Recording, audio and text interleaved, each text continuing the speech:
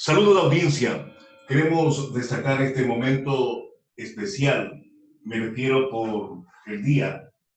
Precisamente hoy es el Día del Periodista Ecuatoriano, en donde queremos nosotros rescatar y resaltar lo que representan sus valores, sus principios, sobre todo de libertad, por los cuales fueron inspirados, impulsados por Manuel Chocín o Eugenio de Santa Cruz Espejo.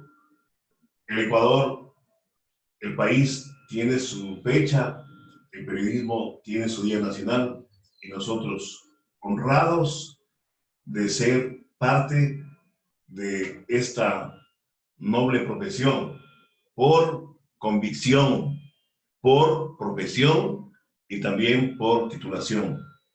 Y qué mejor, en este diálogo hemos querido invitar cordialmente, siempre agradecidos por ese aporte, por esa predisposición para con los medios de comunicación, su presencia en el ambiente periodístico y sobre todo su protagonismo en el sistema mediático actual. Para el economista María Elsa Viteri, mi saludo cordial desde Manaví. Bienvenida, le escuchamos en este día especial, estimada economista.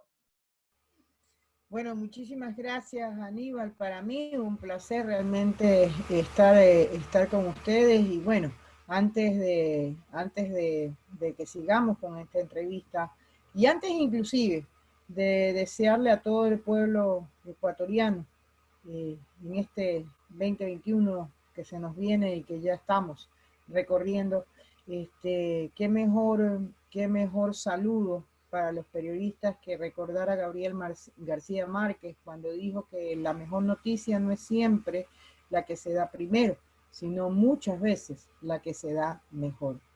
Yo creo que definitivamente el periodismo es un elemento importantísimo dentro de la sociedad, de cualquier sociedad, y más que nunca, en momentos como hoy, este periodismo real, este periodismo responsable con esa importante labor que realiza, no puede dejar pasar por alto el ser un periodismo que realmente cumpla con la función social, ¿no?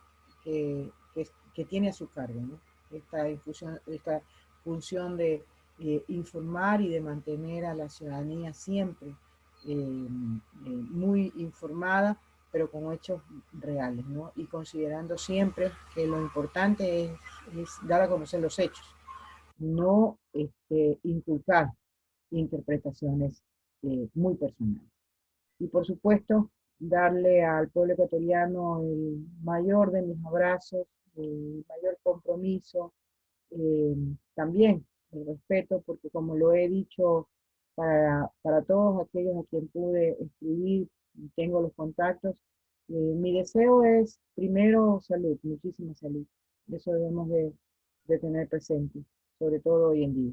Segundo, muchísima fortaleza, porque hoy más que nunca vamos a tener que bregar y bregar muy fuerte. Y tercero, perseverancia. Yo creo que hoy más que nunca el pueblo ecuatoriano necesita y debe de tomar las cosas con esa responsabilidad de perseverar. No podemos tirar, como se dice, o como lo dice el pueblo, no podemos tirar esa toalla. Hoy más que nunca tenemos que perseverar en seguir construyendo un Ecuador mejor. Así que nuevamente muchísimas gracias por invitarme en este especial día.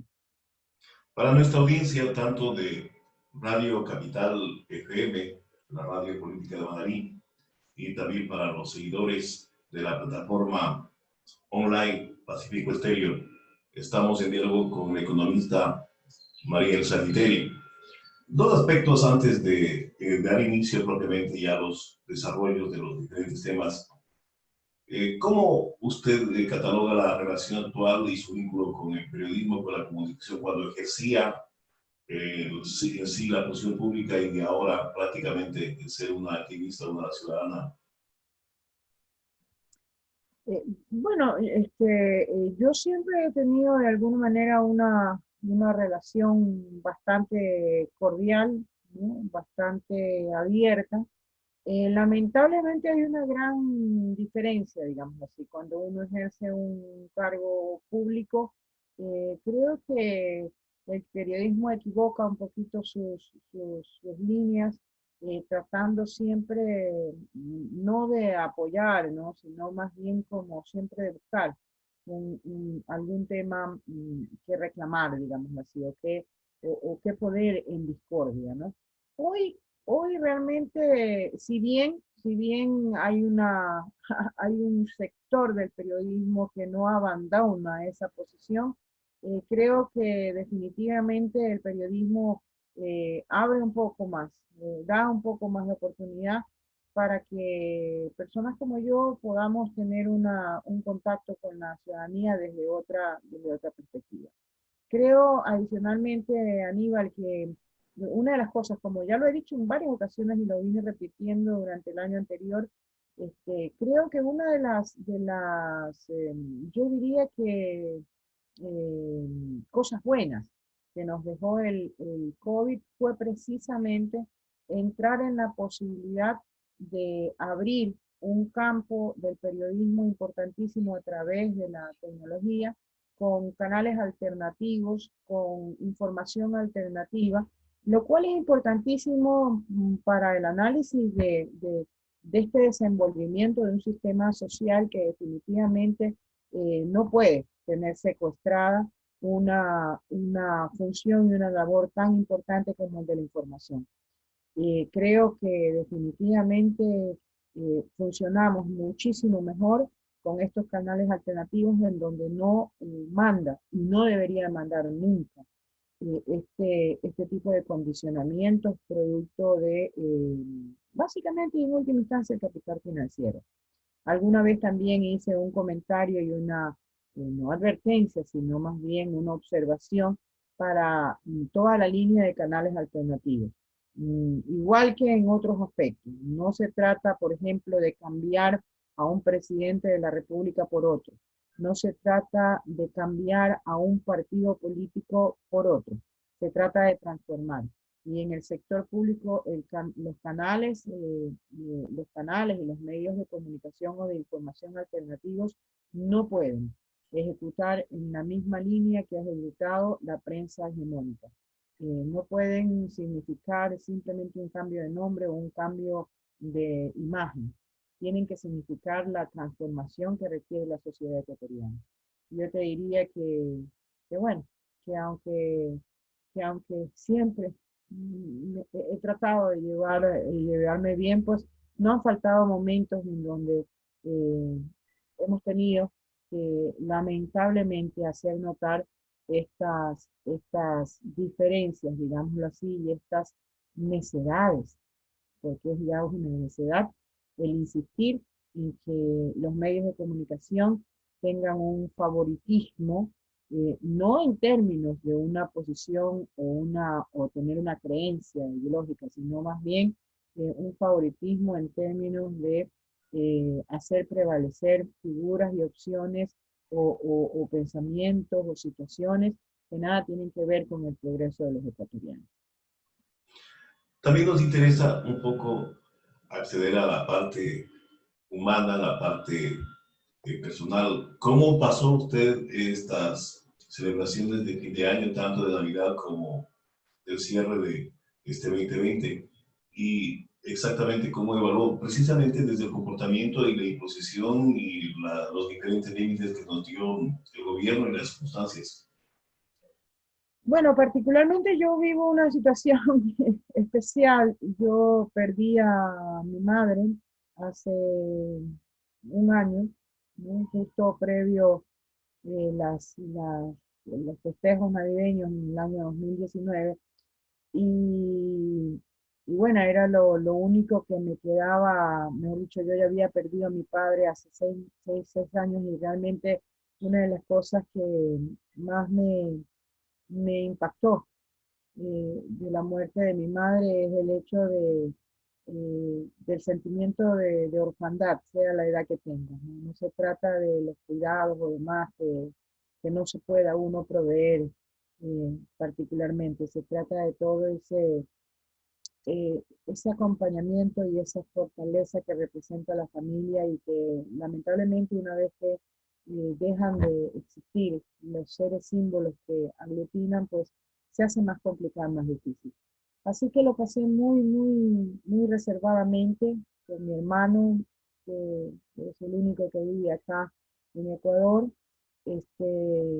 Mi otra hermana vive en Chile, así que lo pasamos más bien con conexión por esta vía que nos permite hoy poder estar juntos, con amigos entrañables como Rocío Morales, eh, con familiares entrañables también, pero muy reservadamente, muy quietamente, ¿no? Entonces realmente, más bien recordando esos dolores que, bueno, se van asumiendo con el tiempo, pero que definitivamente siempre estarán. Yo digo que a veces la razón entiende, pero el corazón jamás, ¿no? Entonces, en mi caso particular, lo pasé muy quieta y entiendo que, claro, para mi caso, las decisiones que se ha tomado de restricción, pues en realidad no afectaron mucho, pero por mi situación particular. Por otro lado, fíjate que creo que definitivamente el problema sigue siendo el grado de confianza que tengamos en términos de si las decisiones son tomadas para bien o por efectos realmente, en este caso sanitarios, si para bien de la comunidad o son aspectos que se utilizan para realmente efectos de otra naturaleza, ¿no? ¿Y por qué nos queda la gran duda, Aníbal? Porque el tema del COVID y el tema que genera todo este tipo de decisiones, recordemos todo, fue utilizado ampliamente en el 2019 para implementar una serie de decisiones en el ámbito económico, fundamentalmente, como fue, y yo diría que los dos hechos fundamentales que destacan esto ya al límite de lo increíble fue primero el tema de la ley humanitaria, la mal llamada ley humanitaria, y segundo, el tema de la renegociación de la supuesta renegociación de la deuda externa, que en realidad fue un entreguismo, y ya pues esos niveles te hacen dar la medida de que la utilización del COVID ha sido en extremo increíble, ¿no? Entonces, en estas circunstancias y de cara a este evento fundamental que tenemos en febrero 7, que es la primera vuelta electoral, creo más bien que la ciudadanía ecuatoriana sigue teniendo esa falta de confianza en si realmente estas decisiones se toman para bien de la comunidad o no. Ayer veía en las redes un video de un ciudadano que frente al municipio de Guayaquil expresa su descontento por la forma en cómo se lleva la administración municipal, y con muchísima pena veo que cuando él reclama y dice, bueno, ¿cómo es posible que a nosotros nos traten así y solamente se favorezca los intereses económicos, solamente se favorezca una serie de privilegiados, ¿no? ¿Verdad? ¿Dónde están? ¿Por qué no dan la cara? ¿Por qué no se les ve? Y termina el video siendo acorralado por toda la seguridad municipal y, lo que es peor, siendo atacado por una persona que evidentemente se nota que es parte del equipo municipal, eso no se lo puede asegurar. Pero yo creo que esa es la imagen perfecta, eh, perfecta de lo que está ocurriendo. ¿Cómo vamos a tener confianza? ¿Cómo vamos a poder eh, seguir dentro digamos, de aceptar este tipo de acciones si no tenemos la confianza? El día, pocos días o el mismo día, me parece que fue, no, un día antes del 31 de diciembre recibí la visita de una persona del exterior, y me decía, Eco, esta persona me dice normalmente, Eco, me decía, Ecuador se lo nota sin autoridad. Ecuador se nos nota sin un liderazgo, a Ecuador se nos nota sin una voz de mando y sin una mano de direccionamiento. Ecuador se lo ve a sin un rumbo planificado, sin un rumbo direccionado. Y entonces yo creo, Aníbal, que este tipo de decisiones no hace sino corroborar e insistir en esa falta de confianza, en esa falta de un seguimiento de un camino correcto, y por eso las personas nos sentimos desorientadas en términos de apoyar o no apoyar este tipo de acciones y tantas discrepancias que se dan, ¿no? Ahora, pues ya lo último, pues el tema de la Corte Constitucional, estas decisiones de tirar abajo, de situaciones, digamos, como el decreto de excepción. Ya no sabemos realmente si han hecho tantos cambios al sistema de convivencia, a nuestro pacto social, cambiaron todos los actores de decisiones fundamentales, como los de la Corte Constitucional, como los del Consejo Nacional Electoral, como la Contraloría General del Estado, como la Fiscalía General.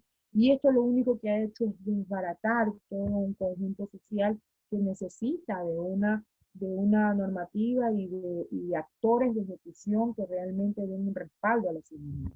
Entonces, este tipo de eventos de última hora no me sorprende, pero por otro lado no hace sino afianzar la necesidad que tenemos de una transformación y una reconversión y una recuperación de la institucionalidad del país, ¿no?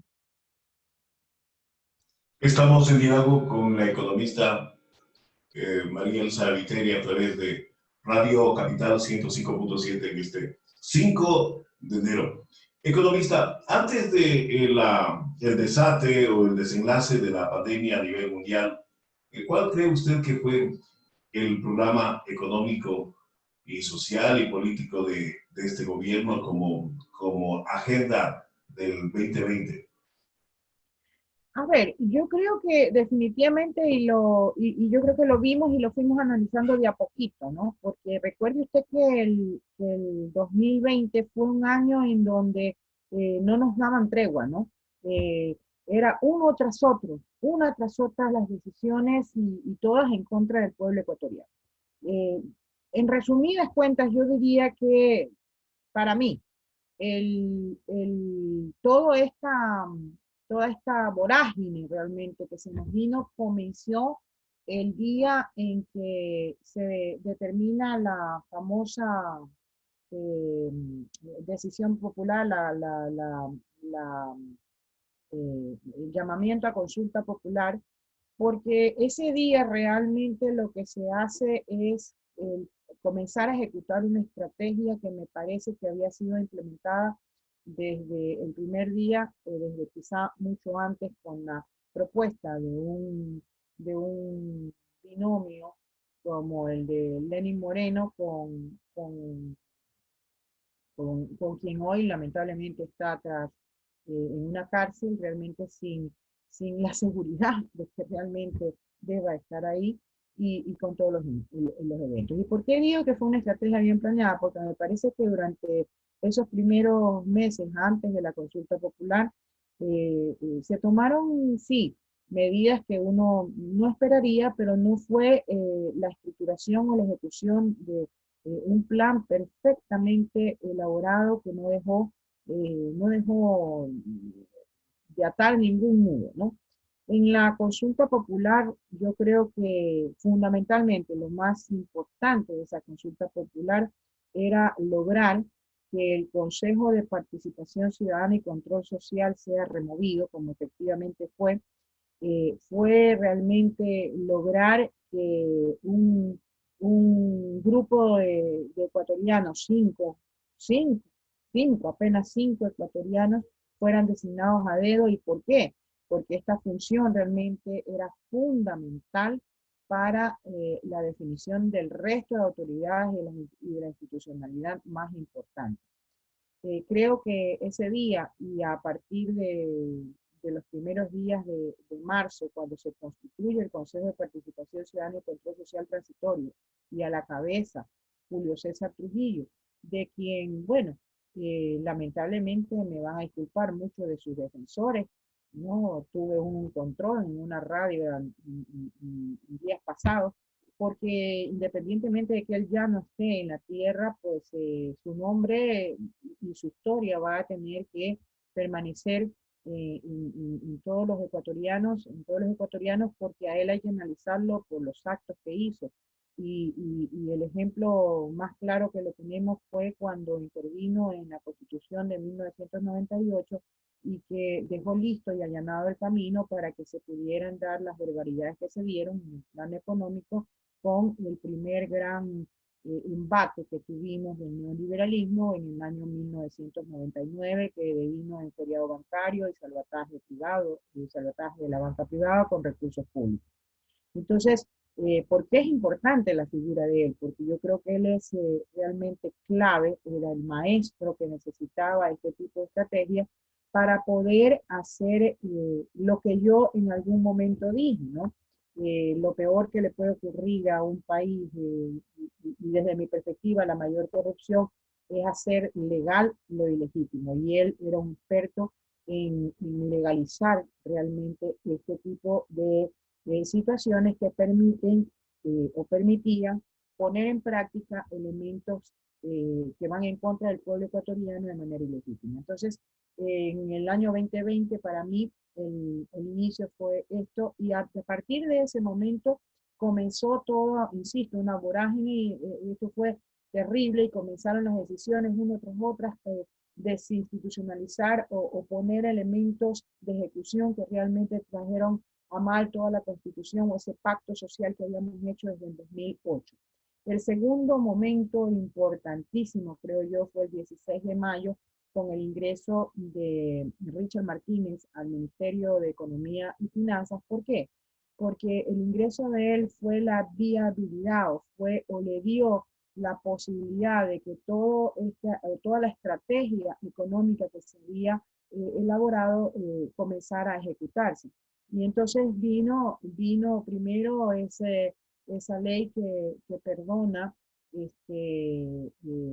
tantos cientos de millones, miles de millones a clases privilegiadas, y luego pues paulatinamente se fueron dando, ya sumando la utilización del COVID para lograr cambiar las legislaciones con la ley humanitaria que trajo abajo todo lo que es la condición digna del trabajo, impuso la precariedad, vino toda esa ejecución para supuestamente adelgazar un estado obeso cuando realmente no existe, los estados no son ni obesos ni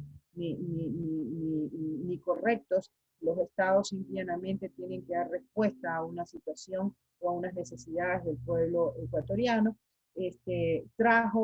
Impuso realmente todo lo que fue el plan de gobierno de quien ahora se postula nuevamente, como es Guillermo Lasso, de todos los representantes de la derecha neoliberal a ultranza.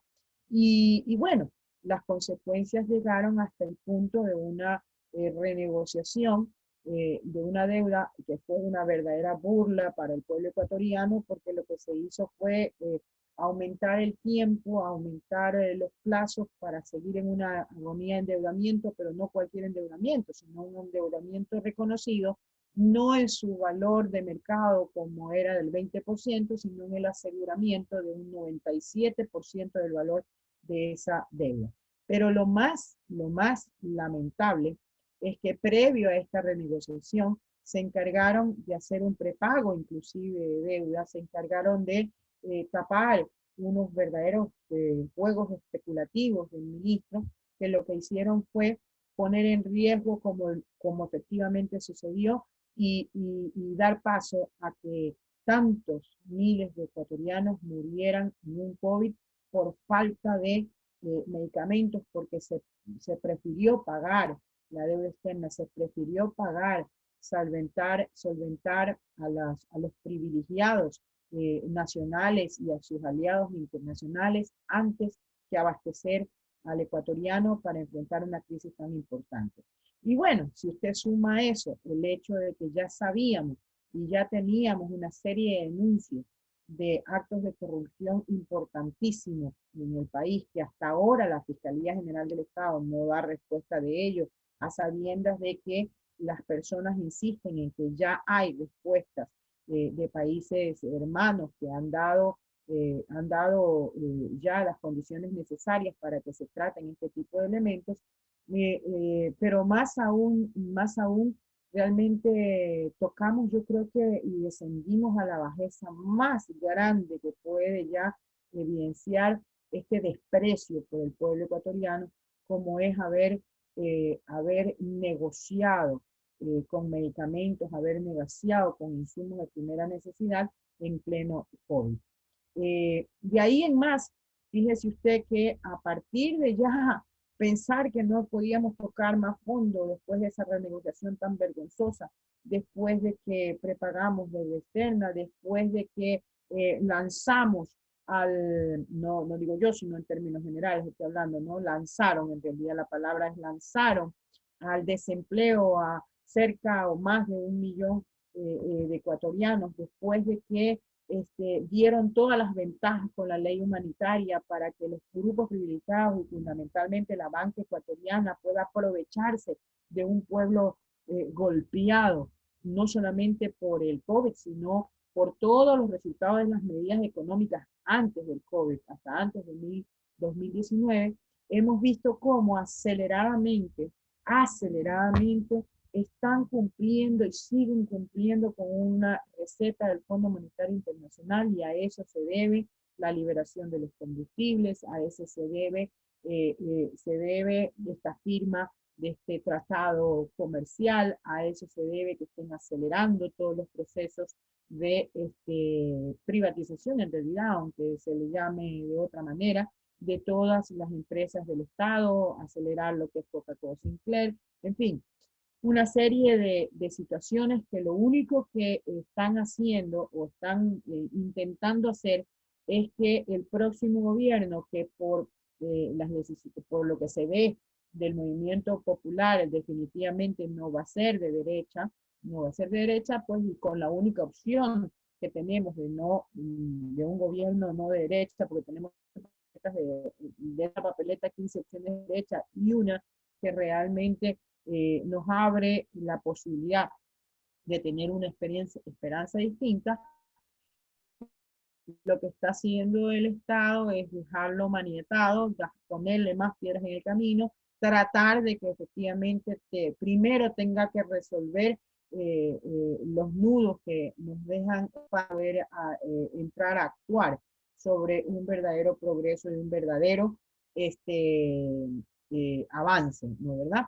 Y en ese sentido, fíjense que se ha llegado inclusive, no me cabe la menor duda que el ministro Pozo, por ejemplo, ha evitado ejecutar gastos y demás, porque como ahora ya el presupuesto prorrogado no es el ejecutado, evidentemente al gobierno nacional le convenía para el maltrato y para ¿cómo es que se llama? El impedimento, poner trabas en el Ecuador, pues le convenía evidentemente bajar al mínimo el presupuesto ejecutado de este año, que ya venía siendo minoritario por el hecho del COVID.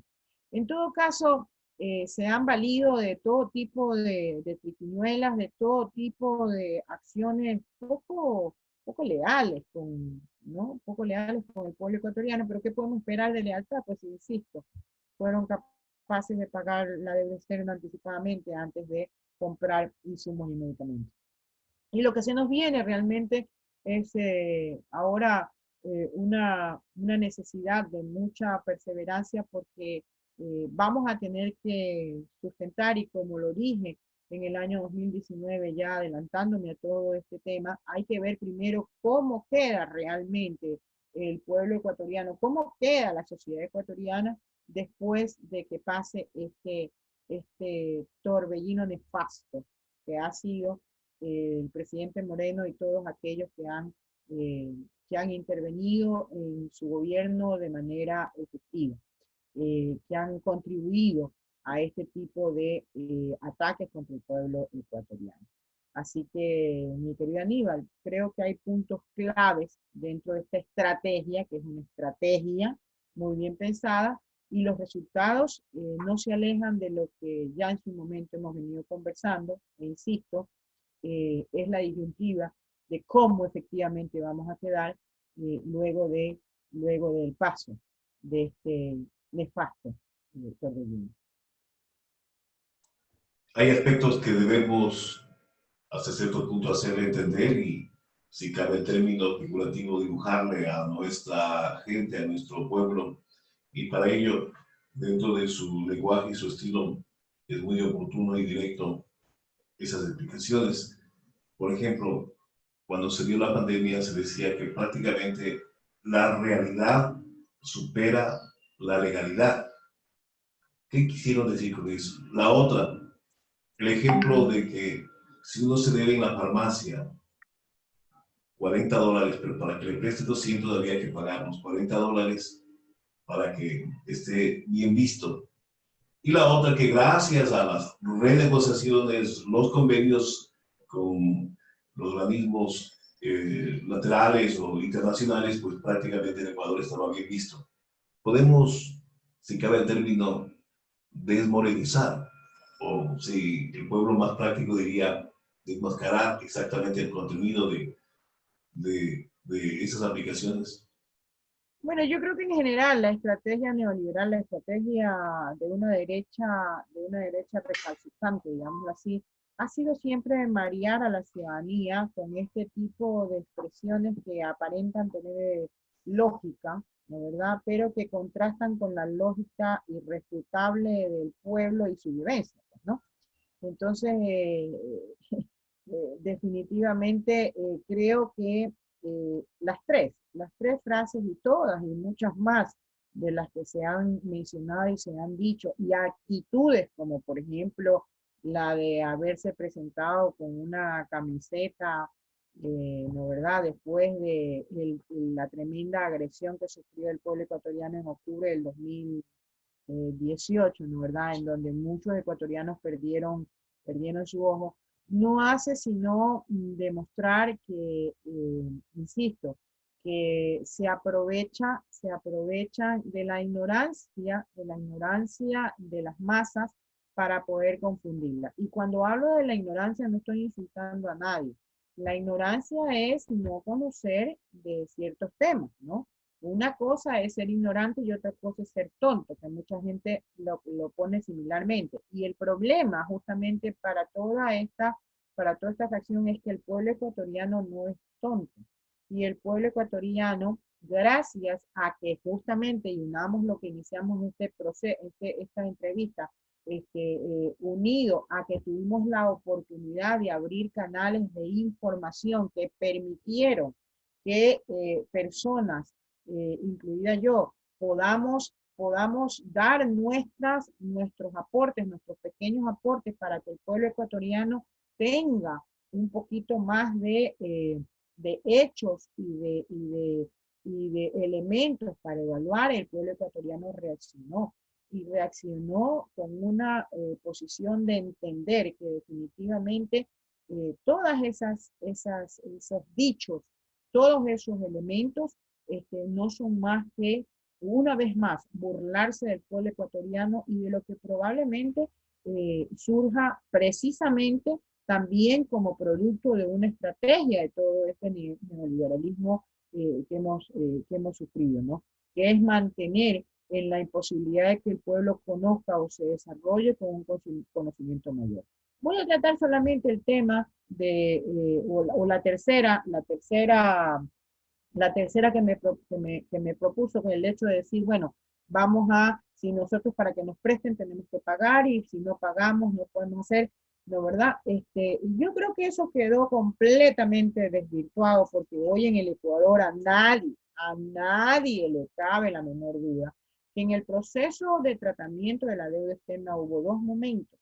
hubo el momento en que y silenciosamente y sin decirle al pueblo ecuatoriano absolutamente nada, se estaba respondiendo, se estaba pagando puntualmente la deuda externa y no solamente pagando puntualmente, sino que adelantándose para justamente solucionar estos gravísimas intervenciones en un estado especulativo en contra de los intereses del pueblo ecuatoriano, para después entrar en un proceso de renegociación que con la intervención o el aval del Fondo Monetario Internacional definitivamente pues se logró, se puso en bandeja de plata para favorecer a los tenedores de la deuda, que habrá que nuevamente investigar quiénes son, porque queda claro que definitivamente frases como las de un viceministro de Economía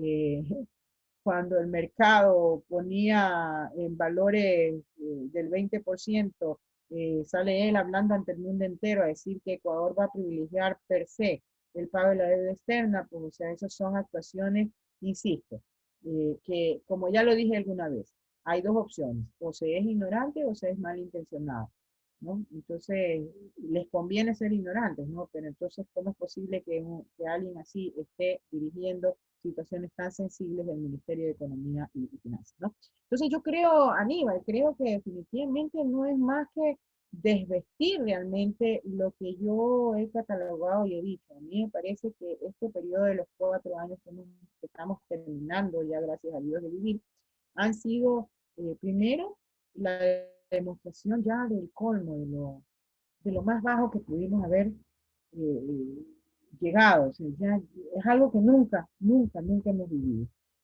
por un lado. Y segundo, es eh, el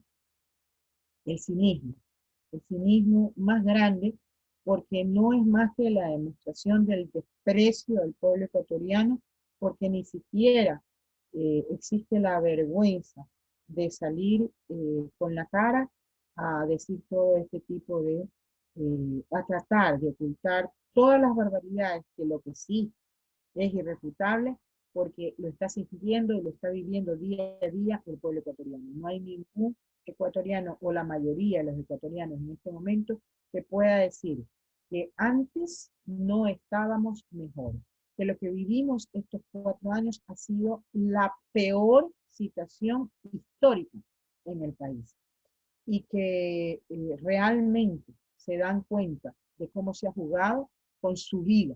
Ya ahora se entiende, ahora por primera vez se entiende que las decisiones económicas, las decisiones de política, las decisiones de este poder político son decisiones extremadamente graves porque atentan directamente contra la vida de los seres humanos, contra su desarrollo, y realmente eh, el pueblo ecuatoriano no se merece este tipo de abusos a este nivel.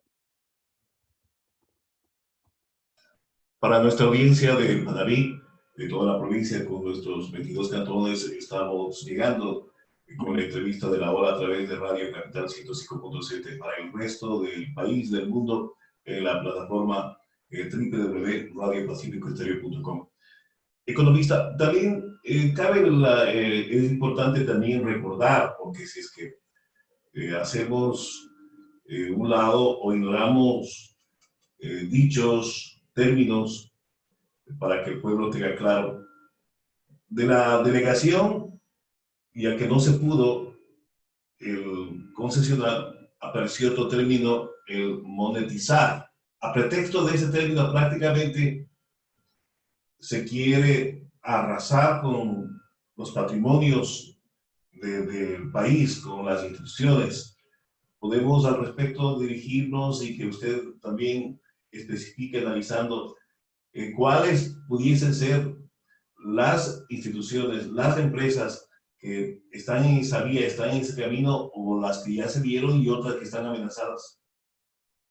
Bueno, yo realmente no tengo un contacto como para dar como certeza cuál es lo que viene, que no, pero sí tengo el análisis suficiente para entender cuáles son las empresas que más atraen a lo que es este tipo de privatizaciones.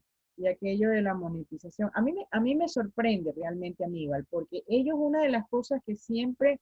Ese término, economista, ese término existe dentro del vocabulario O sea, económico, lo dentro primero, de... mire, aquí justamente a eso iba. El problema no es de la palabra, el problema no es de cómo uno lo expresa, el problema es el significado. Y a mí lo que me sorprende tremendamente es que una de las cosas que este equipo de la derecha neoliberal, este equipo representante de lo que es la traición al pueblo ecuatoriano, porque nosotros no votamos por esto, nosotros votamos por otro planteamiento, ¿no? Votamos por otra forma de vida, ¿sí? Y por lo tanto esto aquí no es más que la traición y demás. Una de las cosas que siempre manejaron fue el hecho de decir que el título o poner el membrete no hace lo que realmente hay de fondo. Y el tema más, y lo voy a decir con todas sus letras, una de las cosas que más salió a la luz fue la famosa preventa de petróleo, ¿no? ¿Verdad? La famosa, entonces decían que eso no era una preventa, que era, que podía tener el nombre de preventa, pero que era un crédito, situación muy discutible, enormemente discutible, porque justamente en ese caso sí hay una relación comercial manejada por quienes corresponden, ¿no? ¿Verdad? Que es en todo caso quienes manejan hidrocarburos. Pero en todo caso ellos reclamaban eso. Y a mí me sorprende cómo justamente en el caso de la privatización, porque lo que es una privatización, hoy utilicemos una serie de denominaciones por parte del gobierno como monetización de activos, ¿no? Monetización de activos, o sea, ¿qué es? Es entregar realmente las empresas estatales y todo el patrimonio nacional a manos privadas. Y entonces, como yo le decía, mire, yo no sé cuál es la libretita fundamentalmente de un personaje que fue aquí clave, como fue el asesor Cuesta, que además, pues, o sea, se dio el lujo de decir, ya cuando estaba fuera del gobierno, se dio el lujo de decir que él iba todos los días a ordenar a Carandelet, ¿no? Y a ordenar Carandelet, pues, y lo que es peor, pues el presidente de la República nunca desmintió esa situación, ¿no? Entonces ya uno entiende por dónde van las cosas, ¿no? Entonces, por ejemplo, señor Cuesta que fue clave y sigue siendo clave, porque lo que hay que entender es que aquí ha funcionado el poder detrás del poder. Una cosa es el poder formal, digamos así, y otra cosa son las personas de poder que están detrás, ¿no? Que es lamentablemente el problema que tenemos las democracias en general, latinoamericana y diría que mundial, que no es necesariamente quien está investido de poder el que realmente toma las decisiones o dirige los temas, sino los poderes detrás del poder, ¿no? Entonces, eh, eh, fíjese usted, fíjese usted que es evidente que cuáles son las empresas o cuáles son los sectores que más le interesan. Son los sectores que por el contrario se había decidido o está decidido en nuestro pacto social del 2008 que jamás pueden estar en temas privados. ¿Y por qué? Porque son fundamentales para el desarrollo del país y son fundamentalmente aquellas que tienen que ver con los sectores estratégicos. Dicho sea de paso, mire usted cómo la Constitución del 2008 precisamente prohibía que estén en manos privadas el agua, los combustibles, la minería, una serie de las cosas, una serie de aspectos que son fundamentales para el desarrollo. Entonces, evidentemente, las telecomunicaciones, ¿verdad? Todo lo que tiene que ver con las comunicaciones. Evidentemente, lo que estamos viviendo es simple y llanamente la entrega del patrimonio nacional, de la inversión nacional, a manos privadas. ¿Por qué? Porque es una demanda cautiva, es una demanda que la población ecuatoriana tiene que ejecutarla para poder desenvolverse día a día. Es algo que definitivamente necesitamos consumir y entonces evidentemente es un mercado seguro, es un mercado que querrámoslo o no vamos a tener que consumirlo y evidentemente si se entrega en manos privadas pues los beneficios van a ser para el sector privado. ¿Cuál es la diferencia fundamental que existe entre el manejo del Estado y el manejo privado? Que el manejo del Estado no tiene en sí mismo una relación o no tiene por qué incluir una relación de rentabilidad más allá que no sea aquella que signifique primero la correcta mantención del servicio. Segundo, la necesaria reinversión en los sectores, pero no tiene realmente el apetito de dejar absolutamente ningún valor que pueda significar una adición de rentabilidad, ¿verdad? Que el sector privado, por el contrario, es su esencia. Y lo peor del caso, que en este modus vivendi que tenemos y que se ha acelerado en cada una de estas crisis que hemos vivido y particularmente en la crisis del COVID, realmente lo que se ha acelerado es los márgenes de rentabilidad que cada vez se suman a los inversionistas privados. No solamente desde el punto de vista de rentabilidad, sino también que eso ofrece un poder de control muy importante para la sociedad ecuatoriana. Porque imagínese usted lo que significa ser el rey del agua, ser el rey del combustible, ser el rey de las comunicaciones. Entonces eso da evidentemente un poder importantísimo. Entonces, dicho sea de paso, pues realmente fíjense hasta dónde llegan, algo que no se había podido dar, no solamente lo de los combustibles, no solamente lo del agua, que no se había podido dar en el Estado ecuatoriano, sino hasta dónde llegan, como es el tratar de privatizar el Banco Central. ¿Para qué? Para que las decisiones de política económica en ese ámbito pues sean definitivamente, básicamente privadas, que no vengan desde una perspectiva de una planificación pública y de una visión pública. Entonces, los sectores que siempre han ambicionado el sector privado, y que no lo digo yo, se puede revisar en la primera ola de privatizaciones allá por los años 80, en Argentina, ¿no? Y en todos estos lugares, siempre han sido los servicios públicos básicos, ha sido los servicios de comunicación y también algo muy importante y sobre todo en esta época, que es los servicios de salud pública. Los fondos, el manejo de los fondos de previsión social. Y también algo que se dio en esa época fue también la privatización de la educación. ¿Sí? Entonces, son objetivos que el sector privado y particularmente quienes apoyan a este neoliberalismo tenaz, terrible, y que ya no solamente es de corte nacional, sino que con la globalización es, a partir, de foro internacional, pues realmente nos pone un riesgo altísimo. Y lo peor es que evidentemente uno nota que esto es una estrategia ya no solamente nacional, sino a nivel internacional, porque inmediatamente actúan los entes internacionales que están llamados y están dentro de su perspectiva en la función de allanar el camino para que este tipo de acciones se dé, como es el Fondo Monetario Internacional. El Fondo Monetario Internacional se convirtió de un organismo de apoyo para la sostenibilidad y para el equilibrio monetario mundial, terminó siendo realmente en un garantizador para inversionistas privados, para grandes consorcios internacionales,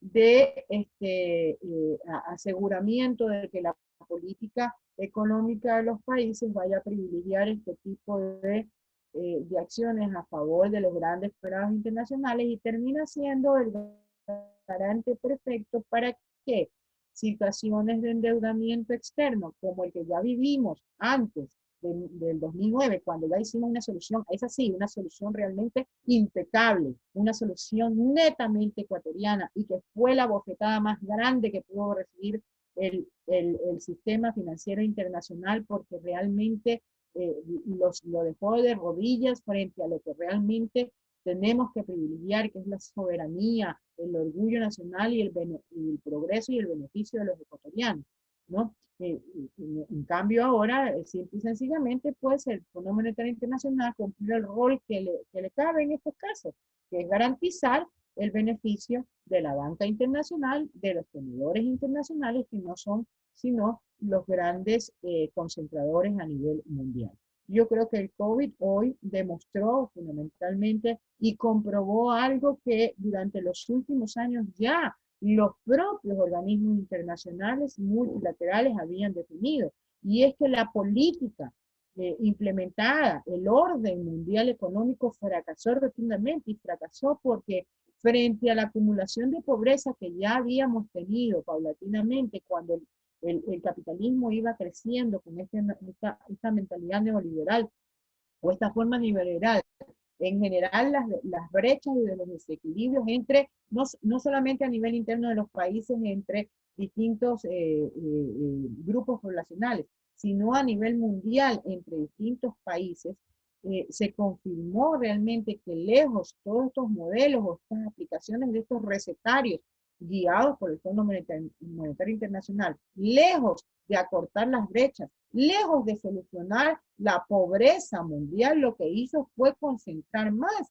Y hay datos específicos que en el 2016 los grados de concentración de aplicaciones de este tipo de recetas y de este tipo de modelos.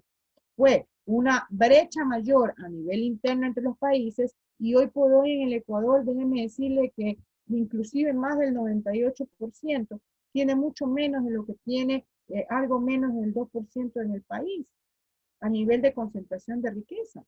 Y a nivel mundial, pues lejos de que se cierren las brechas entre los países en vías de desarrollo, lo que se hizo fue aumentar la concentración en los países de mayor desarrollo. ¿Y por qué? Porque lo peor que pudimos haber vivido en esta última etapa del capitalismo ha sido el neoliberalismo sumado a la globalización.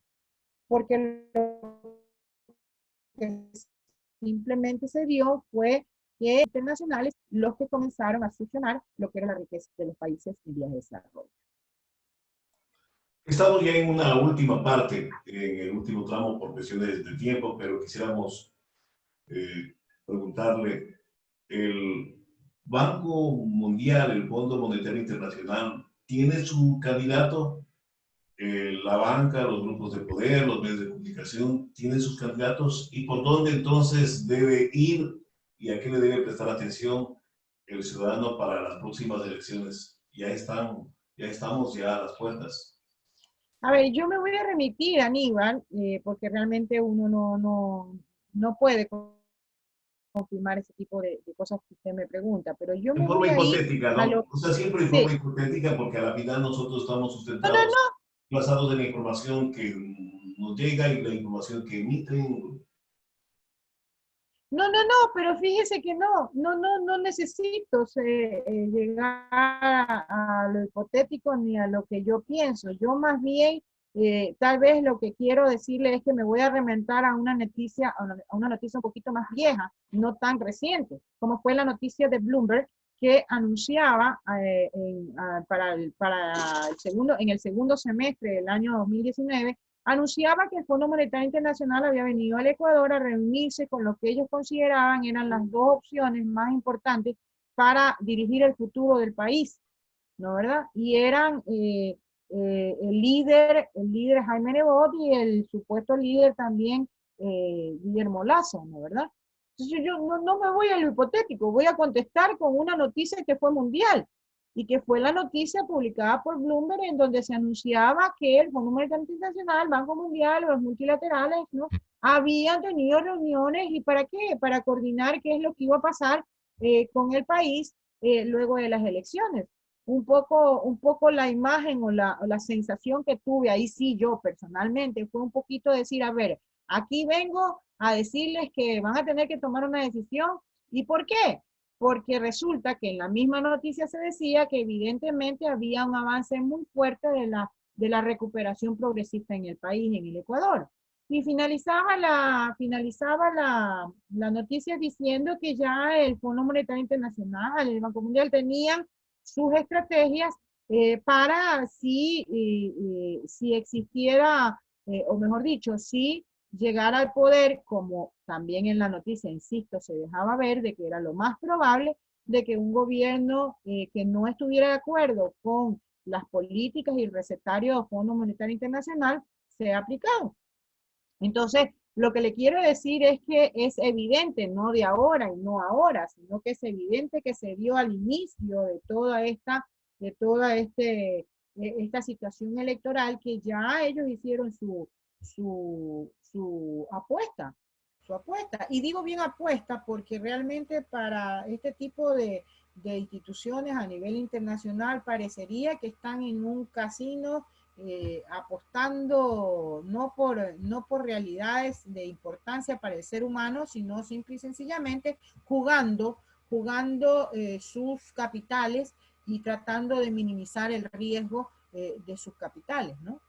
Mientras que para nosotros, para los ecuatorianos, nos jugamos la vida, ¿no? Nos jugamos la vida. No es que nos jugamos ganar o no ganar en el plano de rentabilidad o en el plano patrimonial. Nos estamos jugando la vida, nos estamos jugando la subsistencia, nos estamos jugando nuestro futuro como seres humanos, que merecemos una dignidad. Entonces, definitivamente creo que, mi querido Aníbal, eso estuvo planteado para mí desde esa noticia que ya tiene algunos meses. Y no estoy elaborando nada hipotético, estoy refiriéndome a algo que se dio, algo que sucedió y que anunciaba qué es lo que íbamos a tener. Algo en firme, que es la palabra de moda. Algo en firme. Pero más aún es importante señalar, Aníbal, que dentro de la estrategia que mencionábamos, que tal vez lo más impactante o fue mucho más visible el manejo a través de la institucionalidad que correspondía al tema económico, ¿no verdad? Al tema de todo lo que fue controles, ¿no verdad? Fíjese que a partir de ese momento y a partir de los últimos meses del año 2019, se vislumbra cómo la estrategia era integral y abarcaba a todos los sectores de la sociedad. ¿Por qué? Porque creo que a partir de ese momento, una vez que sellaron realmente ya los mayores golpes económicos, entonces sí, dieron el privilegio para el manejo de lo que era la estrategia en el plano electoral, ¿sí? Pero que vino no se constituyó en ese momento, no, se constituyó exactamente igual con el tema del Consejo de Participación Ciudadana y Control Social Transitorio, pero que claro, no era su momento el brillar, así como en su momento brilló el Contralor, digámoslo así, o estuvo en primer orden el Contralor y la fiscal, ¿no verdad? ¿Y por qué? Porque dentro de la estrategia, lo primero era mancillar, lo primero era ensuciar lo que era un trabajo distinto, exacto, ¿no verdad? Entonces, mire cómo, y eso es lo que tenemos que analizar los ecuatorianos. En primer momento, necesitaban desvirtuar lo que eran los resultados de una posición y una lógica distinta a estos 4 últimos años totalmente neoliberal y en el extremo, y a extremos, ¿no verdad? Y entonces las primeras figuras que surgen son la del Contralor y la de la Fiscalía. Luego, ¿cuál es la figura que surge y que emerge? La del Ministro de Economía y Finanzas. ¿Por qué? Porque la primera etapa era la etapa de tirar abajo toda la institucionalidad a nivel legal. La segunda etapa, la de consolidar la visión económica que necesitan ellos, privilegiando a pequeños grupos y haciendo más rentables sus capitales, ¿no verdad? Entonces emergía, ¿no verdad? Esa figura. Y posteriormente, ¿cuál es la figura que emerge? ¿O cuál es la institución que emerge como la del privilegio? El Consejo Nacional Electoral, pues. Y mire usted, querido Aníbal, lo que hemos tenido. Yo le pregunto al pueblo ecuatoriano, ¿alguien se siente seguro en las elecciones con lo que ha sucedido en el Consejo Nacional Electoral? ¿Alguien siente que sus garantías políticas han sido privilegiadas, han sido cuidadas? ¿Alguien siente que este proceso ha sido serio? Pero si esto ha sido un ping-pong de dimes y diretes, esto ha sido una manipulación y un manejo a conveniencia de unos cuantos. Por Dios. ¿Hasta cuándo no abrimos los ojos para que vean que esto no es coyuntural? Esto no es que nos llegó así de la noche a la mañana. Esto es una estrategia perfectamente estructurada y que utilizó temas coyunturales para favorecerse en esta estrategia general, así como lo hicieron en el COVID para implementar esas leyes de precarización laboral, esas leyes de entreguismo a nivel internacional, de volver a someternos con una deuda externa que es dificilísimo haber salido, pero que el Ecuador justamente representaba la cuña en su corazón. ¿Por qué? Porque el Ecuador fue el único país que en su momento se deslindó, se desató de esa deuda, que es un mecanismo para subyugar a los pueblos. El convertir las deudas en casi impagables no es sino una herramienta fundamental. ¿Para qué? Para que las instituciones como el Fondo Monetario Internacional entren bajo el manto de ser los salvadores, en realidad a manejar todo el proceso y las decisiones económicas del país.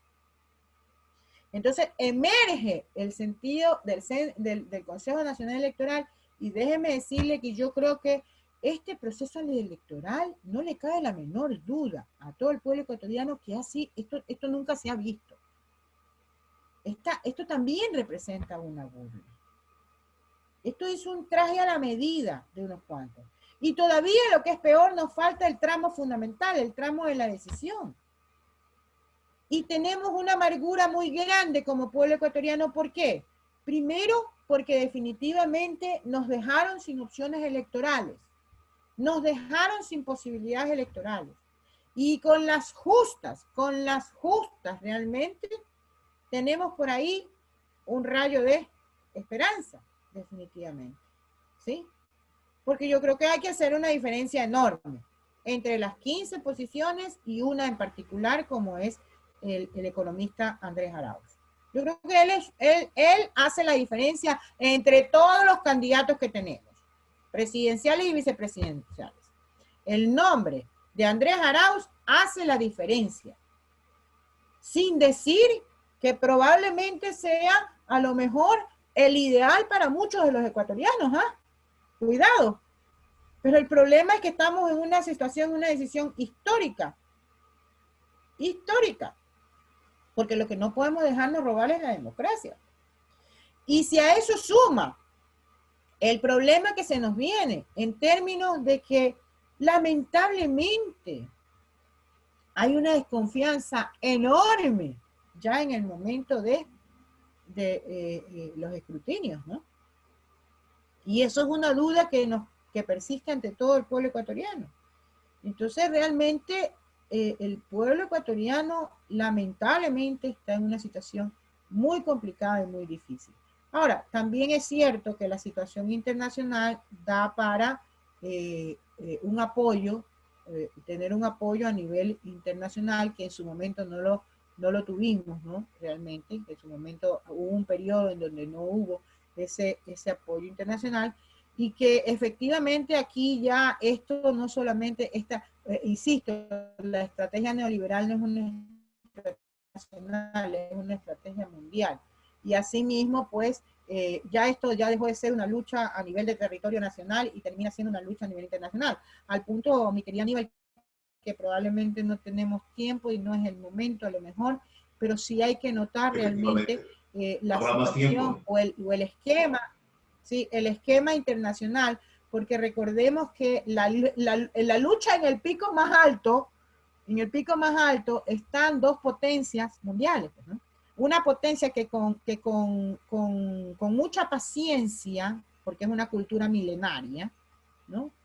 Ha venido construyendo el camino y la ruta de la estabilidad y la sostenibilidad, como es China. Frente a un quinceañero, diría yo, por el hecho de que su cultura no es, ¿no? Y además todo el contexto internacional, como la historia norteamericana, cómo se ha formado y demás, evidentemente que logró la hegemonía mundial y que no quiere dejarla, no quiere soltarla, pero que es obvio que las cosas no las ha hecho claramente ni transparentemente. Y entonces todas estas disputas que tenemos en esas cúspides se refleja a nivel de las distintas regiones, ¿no? Economista, por cuestiones de tiempo, yo quiero agradecer una vez más. No dudo de su gentileza en una próxima ocasión para hablar estrictamente de política, porque de alguna manera tiene mucho que ver en la vida diaria de los ecuatorianos del mundo. Que tenga un buen día, muchas gracias y siempre a la orden. Un abrazo desde Manaví, un feliz año de parte de los que hacemos Radio Capital 105.7. No, muchísimas gracias a ustedes. Y solamente decirle, si me permite unos segundos, decirle que sí, que usted tiene razón.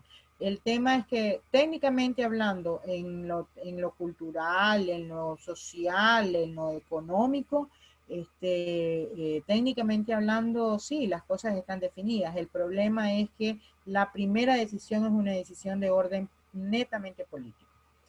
Esa es la que enrumba la diferencia o por qué lógica se rige. Entonces, más allá del análisis de lo que la técnica dice, lo primero que hay que establecer es cuál es el punto de partida con esa decisión de orden netamente político.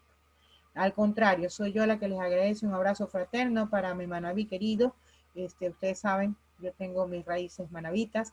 Para mí un cariño enorme, enorme. Y estamos visitándonos frecuentemente. A la única provincia que he salido en todo este encierro ha sido en Manaví, por obvias razones personales también. Así que un abrazo muy grande y que el 2021 nos dé, insisto, esperanza, salud, fortaleza y mucha perseverancia.